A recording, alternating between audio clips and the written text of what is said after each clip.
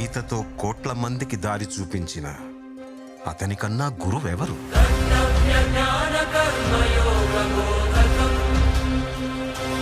రక్షణ కోసం సముద్రం మధ్యలో ద్వారకా నగరాన్ని కట్టిన అతనికన్నా గొప్ప ఆర్కిటెక్ట్ ఎవరు?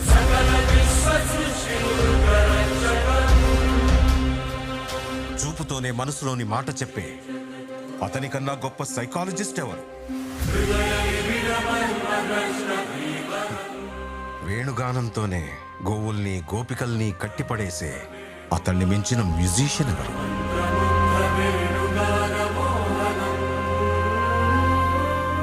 నిత్యారోగ్యంతో ఉండే సూచనలు చెప్పిన అతనికి మించిన డాక్టర్ ఎవరు?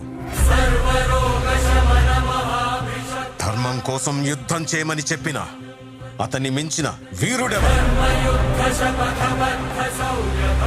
కరువు కష్టం తెలియకుండా చూసుకున్న అతన్ని మించిన రాజెవరు?